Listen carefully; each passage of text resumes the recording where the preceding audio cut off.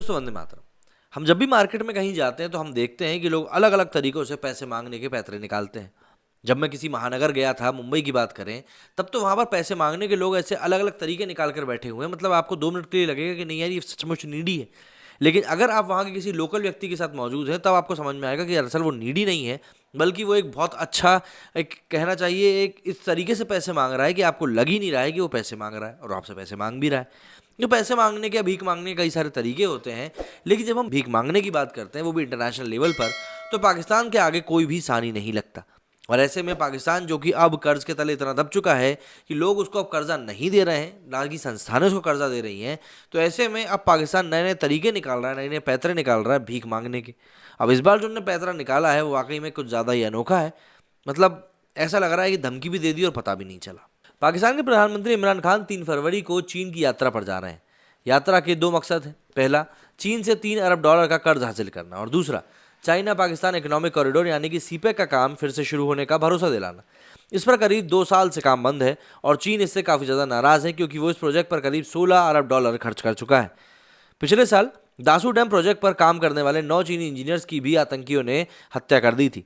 लिहाजा चीन जाने से पहले पाकिस्तान सरकार ने सीपेक पर काम करने वाले 3355 चीनी नागरिकों की सुरक्षा के लिए 11,000 से ज़्यादा पुलिसकर्मियों की तैनाती करने का फैसला किया है।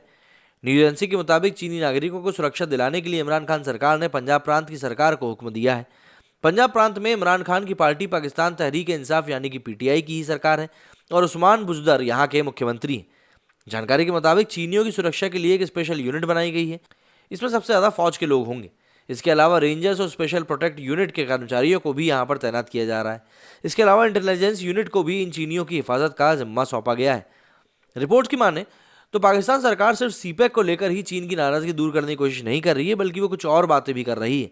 दरअसल पाकिस्तान अब चीन को यह भरोसा दिलाने की कोशिश कर रहा है कि पाकिस्तान आने वाले समय में हर चीनी नागरिक को सुरक्षा मुहैया कराया जाएगी। इसकी वजह यह है कि सीपेक के अलावा चीन की कई कंपनियां ऐसी हैं जो पाकिस्तान के अलग अलग हिस्सों में काम करती हैं और इसमें चीनी की नागरिक ही अफसर हैं। इस मामले में खास बात यह भी है कि पिछले दिनों पाकिस्तान में चीन के राजदूत नोंगरोंग ने army chief general Qamar Javed Bajwa से लंबी मुलाकात करी थी। इस मीटिंग में इन दोनों के अलावा कोई और अफसर मौजूद नहीं था। ये मुलाकात इसलिए अहम मानी जा रही क्योंकि इमरान खान को इसमें शामिल नहीं किया गया था।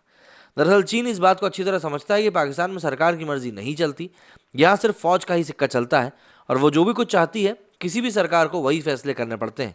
हालांकि घोषणा सरकार के प्रवक्ताओं या फिर मंत्रियों से ही कराई जाती है, लेकिन आंतरिक रूप से बात यही है कि जो भी कुछ वहाँ पर चलता है वो सिर्फ और सिर्फ पाकिस्तानी आर्मी के कहने पर ही चलता है। और ये चीज़ इस बात का सबसे बड़ा उदाहरण के तौर पर हम ये कह सकते हैं कि पिछले कुछ सालों में जिस प्रकार के तख्ता पलट पाकिस्तान ने देखे हैं, मतलब लेटेस्ट के तौर पर तो आपको जनरल परवेज मुशर्रफ का याद ही होगा, जिसमें कि उन्होंने नवाज शरीफ का तख्ता पलट किया था। तो ऐसे में ये बात कहीं से कहीं तक बेमानी नहीं लगती कि चाइना जो सोच रहा है उसमें कहीं ना कहीं उसके पास उस सोच को पुख्ता करने का आधार भी मौजूद है। लेकिन देखिए, इमरान खान को क्या करना है? इमरान खान को अपना टर्म पूरा करने से पहले ज़्यादा से ज़्यादा पाकिस्तान को कर्जा देना है। मतलब पाकिस्तान की रिपोर्ट में इस बात का खुलासा हुआ है कि आज तक की डेट में सबसे ज़्यादा कर्जा लेने वाला यदि कोई प्रधानमंत्री है तो वो इमरान खान है। मतलब आप ज़रा सोचिए, जो इंसान इसी वादे के साथ सत्ता में आया हो कि मैं कभी भीख नहीं मांगूंगा और उसने भीख मांगने के रिकॉर्ड बना दिए हो, तो फिर आप ऐसे शख्स के बारे में क्या कहेंगे?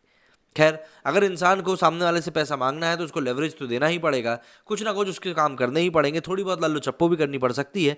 और वही काम इस समय पाकिस्तान कर रहा है, जिससे कि वो चाइना को थोड़ा सा अपने लिए एक सॉफ्ट कॉर्नर बनाने में थोड़ा सा प्रेशराइज कर सके कि देखो यार, हम तो तुम्हारे लिए कर रहे हैं, थोड़ा सा तुम भी समझ के देखो। पर चाइना भी डेढ़ शाना है, वो कहाँ इतनी आसानी से इनकी बात में आने वाला है। क्योंकि अगर चाइना इनको पैसे देता है तो कहीं ना कहीं चाइना भी ये चीज़ जानता है कि उसके पैसे तो वापस आने से रहे।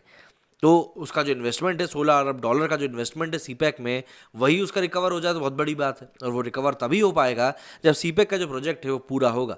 और वो पूरे होने के आसार अभी हाल फिलहाल में तो दिख नहीं रहे हैं, क्योंकि 2 साल से वैसे ही काम ठप पड़ा हुआ है। और फिर चीनी नागरिकों के ऊपर जो हमले हो रहे हैं वो तो क्या अलग ही केस है।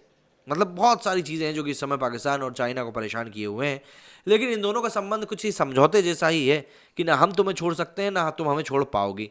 क्योंकि भारत के ऊपर भी दबाव बना के रखना है ना दोनों देशों को। अगर दोनों में खटास हो जाएगी तो फ़ायदा तो सिर्फ भारत का ही होगा। इस बारे में आपका क्या कहना है, मुझे कमेंट करके ज़रूर बताएं। मेरी इस वीडियो में फिलहाल इतना ही। जय हिंद, जय भारत।